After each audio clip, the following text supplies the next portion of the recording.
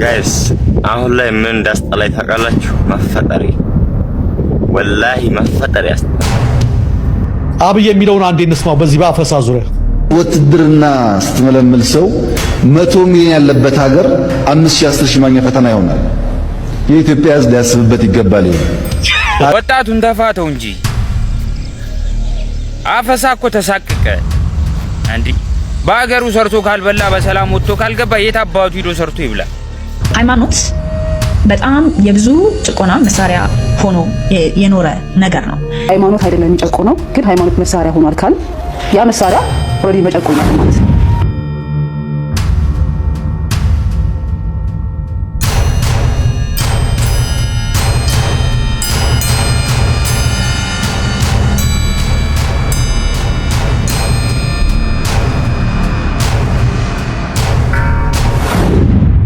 ሰላም ጤና ይስጥልን የተወዳችሁ ቤተሰቦች እንዴት አላችሁ? እንዴት ቆያችሁ? ይህ መረጃ እጅግ በደንብ እንዲዳረስ ላይክ እና ሼር በማድረግ እንድትከታተሉ እንጋብዛለን። ላይክ አታደርጉም፣ ሼር አታደርጉም፣ እይታውም ቀንሷል፣ ሰብስክራይብም እያደረጋችሁ አይደለም።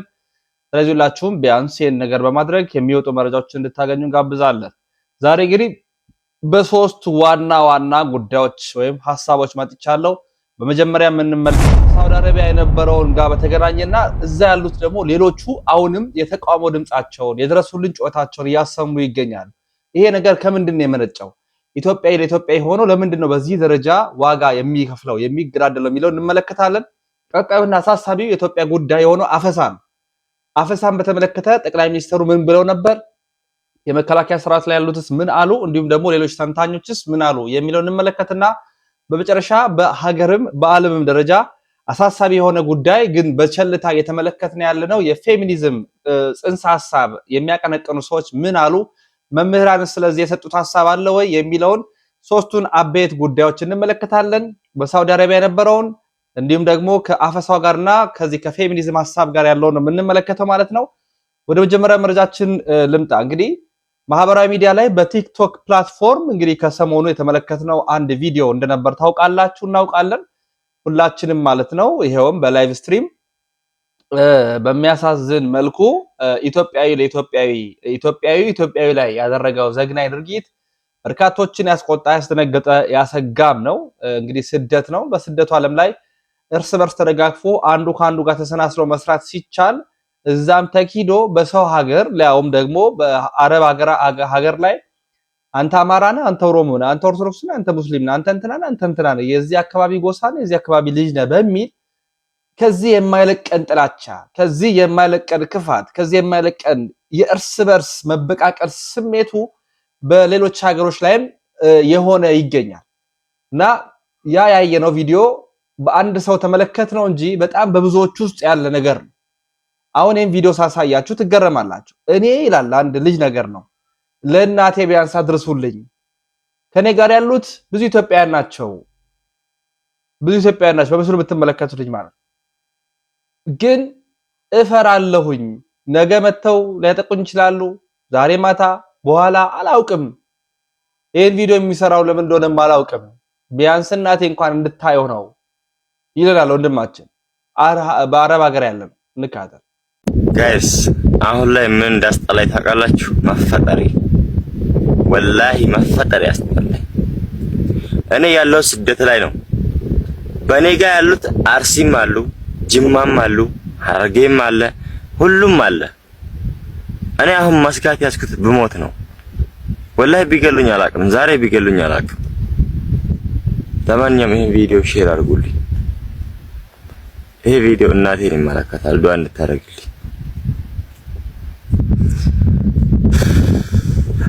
እኔ ብቻዬን ያለሁት ቢመጡብኝ ነው ቢያርዱኝ ነው ምን አደርጋለሁ? ምንም ማድረግ አልችልም።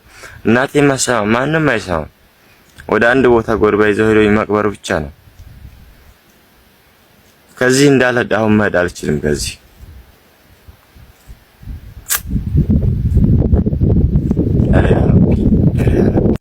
እንግዲህ በስደት ሄዶ ከኔ ጋር አርሲዎች አሉ፣ ጅማ አለ፣ ሐረርጌ የሚኖሩ አሉ፣ አላውቅም ይላል። እስልምና እምነት ተከታይ ያሳዝናል። ልጁ ስሜቱ በሱ ጫማ ስንሆን ነው የምንረዳው። እስቲ ምን ተሰማችሁ እዚህ ልጅ ቪዲዮ ስታይ? በተለይ በስደቱ ዓለም ያላችሁ ምንድነው ውስጣችሁ ቢሰማኝ ስታዩ? የሰሞኑ ቪዲዮ በጣም የሚያስተነግጥ ነው። አይምሮ የሚረብሽ ነው። ይሄ ነገር ከምን መጣ? እንግዲህ ከ2017 ዓ.ም ጀምሮ በሳውዲ አረቢያ በአርሲና በሐረርጌ በአርሲና በከሚሴ ሙስሊሞች መካከል እርስ በርስ ማለት ይታያችሁ በአርሲና ሐረርጌ በአርሲና በከሚሴ ሙስሊሞች መካከል የተፈጸመ ያለው የእርስ በርስ መገዳደል አስተውለን ካየነው ብዙ ፍንጭ የሚሰጡ ነገሮች አሉ። የመጀመሪያው የዋሃብያ አስተሳሰብ አብዛኛው የኦሮሞ ሙስሊም ወጣቶችን አእምሯቸውን እንደተቆጣጠረ ነው። በእስልምና ያሉ በኦሮሚያ ውስጥ የሚገኙ የዋሃቢዝምን የዋሃብያ የሚለውን አስተሳሰብ ምን ያህል ሰርጾ እንደገባ ማሳያ ይታያችሁ። የአንድ እምነት አማኞች ናቸው፣ ግን እርስ በርስ አንተ የአርሲ ሙስሊም ነህ፣ አንተ የሐረርጌ ሙስሊም ነህ፣ አንተ በአርሲ ያለነ፣ አንተ በከሚሴ ያለነ፣ አንተ በዚህ ያለነ እየተባባሉ የአንድ እምነት ልጆች በአንድ ሃይማኖት ውስጥ ያሉ ልጆች ወጣቶች እርስ በርስ ይጋዳሉ። የዚህ ፍንጩ ማሳያው ከጀርባ ያለው ነገር ምንድነው ነው ዋናው ጉዳይ። በሁለተኛ ሐሳብ የሚነሳው በአርሲና በሐረርጌ ያሉ የኦርቶዶክሳውያን ያሉበትን መከራ እጅግ ጥልቅ መሆኑንና ወደፊትም ከፍተኛ እልቂት እንደሚጠብቃቸው ይህ ማሳያ። አሁን አይደለም የተጀመረ 2017 ጀምሮ የነበረ ነው። በላይቭ ላይ ያ የተደረገው ነገር ያየነው ነው። ያላየነው ስንት አለ። እኛ ጋር መረጃው ያልደረሰ የስንት ሰዎች ሞት ነው። በዛ የሚገኙ ኦርቶዶክሳውያንስ ምን አይነት እጣ ፋንታ ውስጥ ነው ያሉት? በእስልምና ያሉት እርስ በርስ እስላሙ የሆኑት አማኞቹ እንዲህ ያህል በዚህ ደረጃ ከተያያዙ አማኝ ያልሆነውን ብንገለው እንጸድቃለን ብሎ የሚያስበው ክርስቲያኑን በምን ያህል ልክ ሊያጠቃው እንደሚችል ይህ ማሳያ ነው። ሌላው ሀገራችን ኢትዮጵያ ቀጣይ በእንደዚህ አይነት አረመኔዎች እጅ የመውደቅ እድሏ ሰፊ መሆኑን ያሳያል። ምክንያቱም በካፒታል ኢንቨስትመንቱ በፖለቲካል ርዕዮተ ዓለሙ በተለያዩ ቦታዎች ላይ ብንመለከታቸው አብዛኛዎቹ በዚህ አስተሳሰብ ውስጥ ያሉ ግን ደግሞ በከፍታ ቦታ ላይ የወጡ የምናያቸው ሰዎች ናቸው አሁን ሀገራችን እየተቆጣጠሩ ያሉት። ስለዚህ በማህበራዊ ሚዲያ በአንድ በሁለት ሰው ያየነው ይህ እንቅስቃሴ ነገ እንደ አንድ አካባቢ እንደ አንድ ማህበረሰብ እንደ አንድ ሀገር ሊመጣ ይችላል። ይህ ፍንጭ ማሳያ ነው። በጣም ነው የሚያስፈራው። መጸለይ ነው ያለብን። የሚገርመው ግን በዚህ በሳውዲ አረቢያ ላይ የተፈጸመው ያን ጥቃት በተመለከተ በሳውዲ የሚገኙት ዝም አላሉ። አንድ መረጃጃችን ገብቷል። ንቃለ በትራንትናው ዕለት ኢትዮጵያውያንን ላይቭ በቲክቶክ ቀጥታ ስርጭት መግደላቸውንና ማረዳቸውን ተከትለው የሳውዲ አረቢያ መንግስት ኢትዮጵያውያንን እያሳደደ ነው። እነዚህን ወንጀለኞችን ለማሳደድ በሚያደርገው ጥረት ሌሎች በህገወጥ መንገድ በአረብ ሀገር የሚንቀሳቀሱ የሚሰሩ ለፍተው የሚያድሩ ምስኪን ኢትዮጵያውያኖችም እየተሳደዱ ነው። እንደምታውቁት የሳውዲ አረቢያ ፖሊስ በሚያሳደድበት ጊዜ የሚሮጠውን የትኛውንም ግለሰብ በጥይት መጥቶ እንደሚጎድል ታውቃላችሁ። ስለዚህ ይሄ ጦስ ለብዙ ሰዎች ሊተርፍ ነው። እኔም በትናንትናው ዕለት ያልኩት ይሄንን ነው። ሳውዲ አረቢያ ህግ ያለበት አገር ነው። ዝም ብለህ ገለሰውን አርደህ ሜዳ ላይ መጣል አትችልም። ለዛውም መረጃና ማስረጃ ማህበራዊ ሚዲያ ላይ ፖስታል። ሰውን ሰርግ ይጠራል። ሰውን ምርቃት ይጠራል። ሰውን ደስታውን እንዲካፈል ኑልኝ ይላል እንጂ እኮሌን ሾክ ላደረገው ነው ዛሬ ማታ ላይቭ ላይ እንገናኝ ይባላል። አረ ምን አይነት ሶጣጭ ነው ጎረስት እንደገባን እኮ። ይሄው አሁን ሳውዲ አረቢያ ጠራርጋ ማሳደድ ትጀምራለች። አው እየጀመረች ነው። በገጠራም በድንበሯ ላይም ያሉትን ጠራርጋ እየሰደደች ነው። ምን እንደምትሆን እናያለን። የገዛ ሀገራችንን በጥብጠን ደም ተቃብተን እንደገና በሰው ሀገር ሄደን ደም ተቃብተን የመን አሁን እንደምታውቁት ቱርምስምስ የወጣ ሀገር ነው። እርስ በርስ እየተጋጩ ብዙ ደም እየፈሰሰበት ያለበት ሀገር ነው። የነውጠኝነታችን ነውጠኝነት የመን ሀገር ሂዶ ኢትዮጵያውያኑ መሳሪያ ታጥቀው እዛ በቡድን በብሔር ይገዳደላሉ። ቆሳቅ እንደ ወጣ ሶቅጣጭ እኮ ነው። እንደ 21ኛው መቶ ክፍለ ዘመን እኮ ፈረንጅ ውሻ አሰልጥኖ አይነ ስውራን ይመራል። ጎግል አድርግና ቼክ አድርግ። በሺዎች የሚቆጠሩ ውሾች አውሮፓ ውስጥና አሜሪካ ውስጥ በ10 ሺዎች የሚቆጠሩ ውሾች አይነ ስውራንን ይመራል። ውሻ አሰልጥኖ እሊናን መምራት ያቅታል እንዴ አንተ?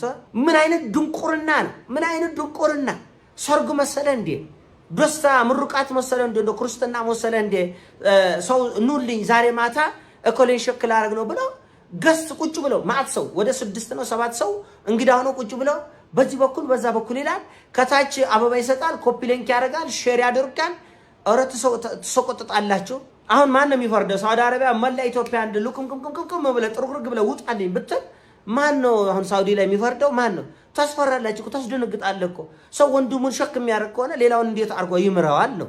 አሁን እኮ ሳውዲ ህጭ ከፈሩ እኮ ለእነዚህ ኢትዮጵያኖች ለዛ በቀጥታ ሰሮች ትርስ በርስ የሚቆዳደለ ለኛ አይምሩንም ነው የሚሉት።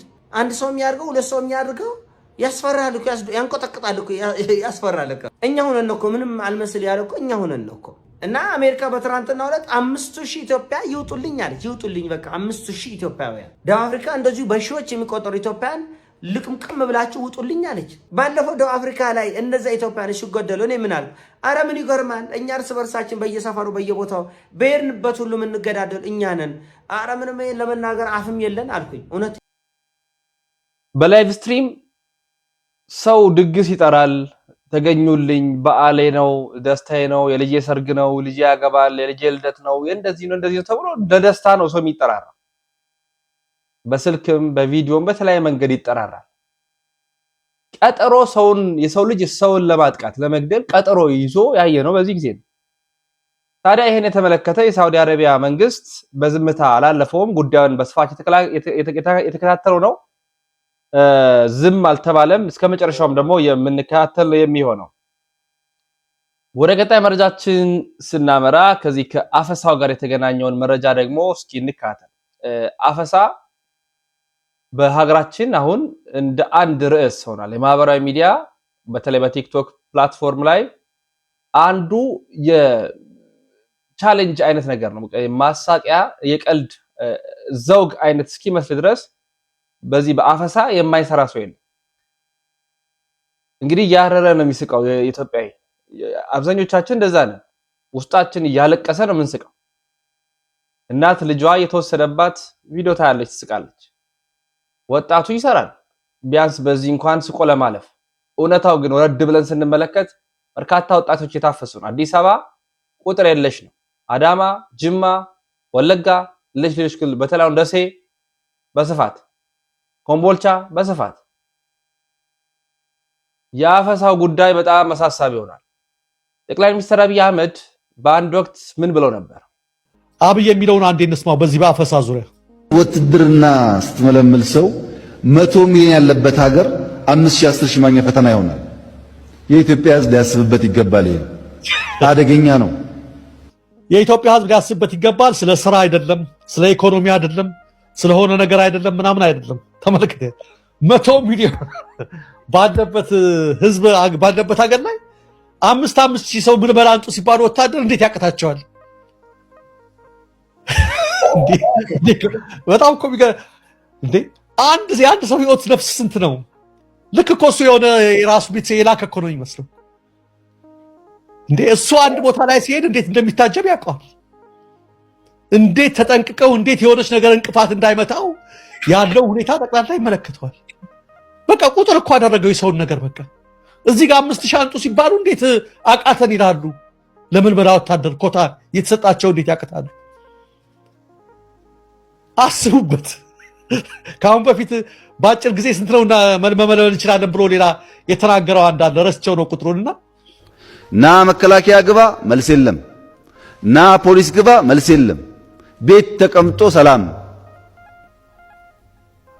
በዚህ መንገድ ሰላም ማረጋገጥ አይቻልም።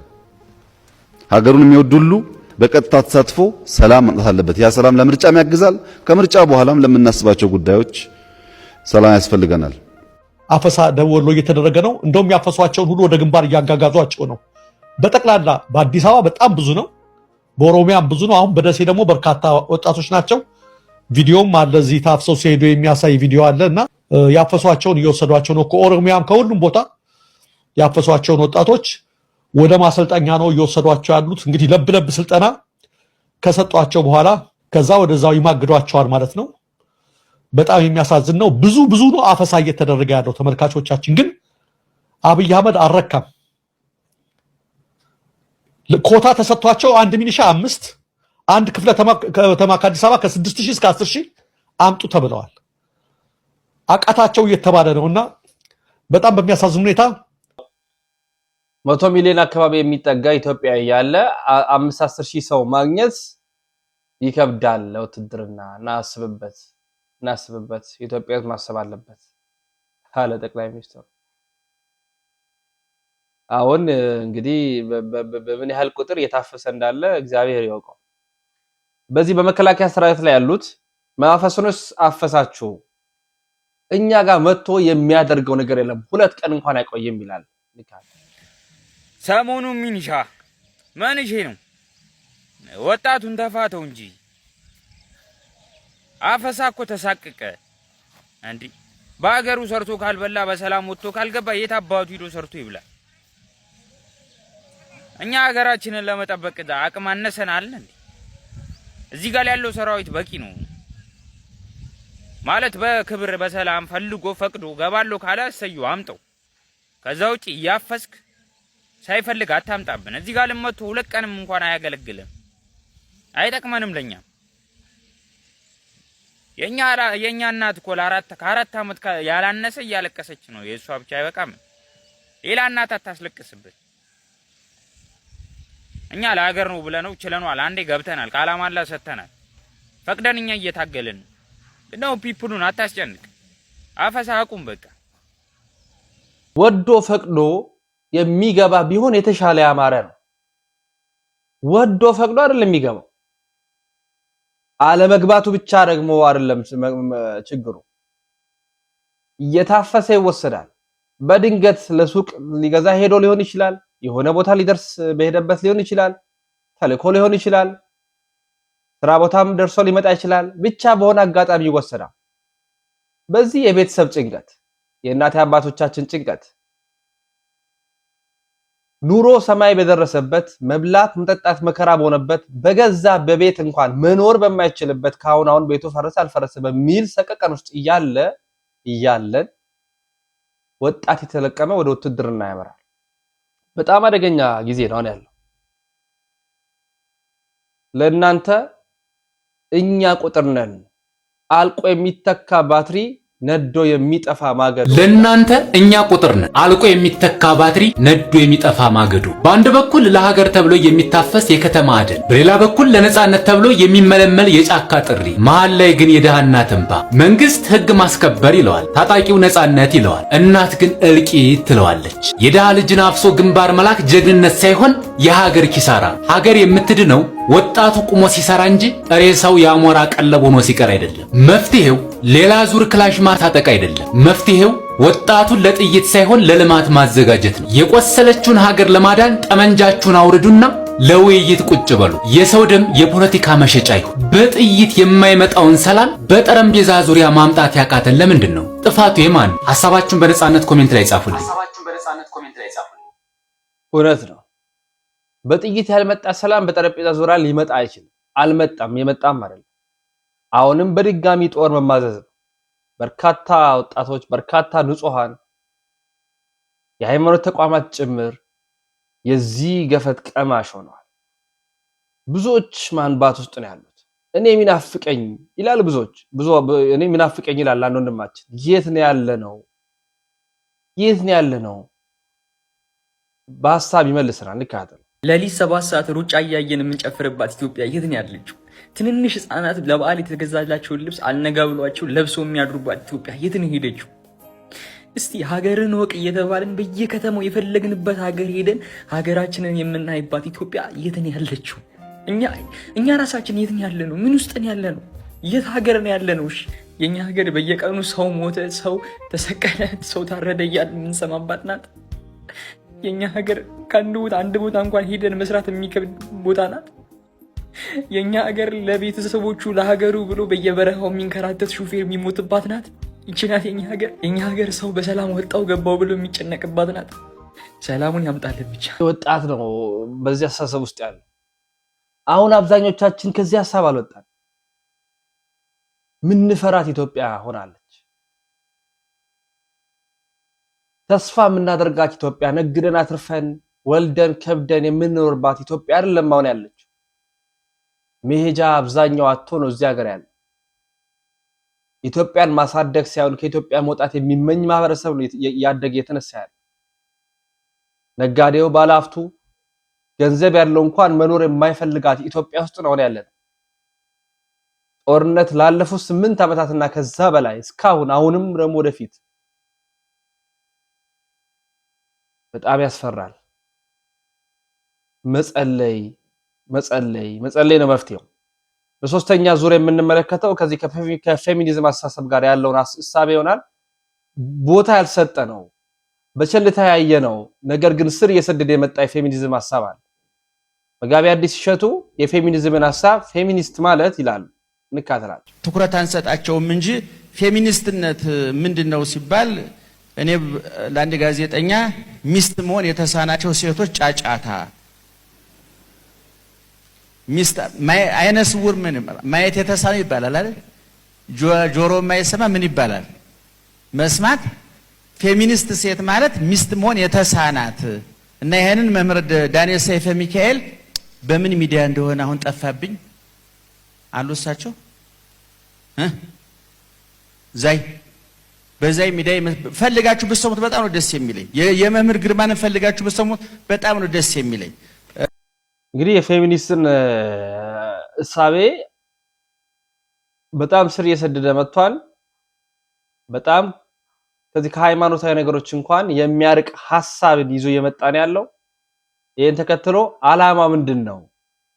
ሴቶቻችንን ከሃይማኖት ማስወጣት ነው ይላል ወንድማችን ሲራክ። ሃይማኖት በጣም የብዙ ጭቆና መሳሪያ ሆኖ የኖረ ነገር ነው። ሃይማኖት አይደለም የሚጨቆነው፣ ግን ሃይማኖት መሳሪያ ሆኗል ካል ያ መሳሪያ ኦልሬዲ መጨቆኛ ነው ማለት ነው። አዎ ሃይማኖት በጣም መመታት ያለበት አይዲዮሎጂ ይሰበር እንደሚባለው መሰበር ያለበት ነገር ብዬ ነው ማስብ። ኖርማሊ ከሃይማኖት ሴቶችን ከሃይማኖት ተቋማት መውጣት ነው አንግሊ። that's my only angle። ፌሚኒዝም ራሱ አይደለም የኔ አንግል።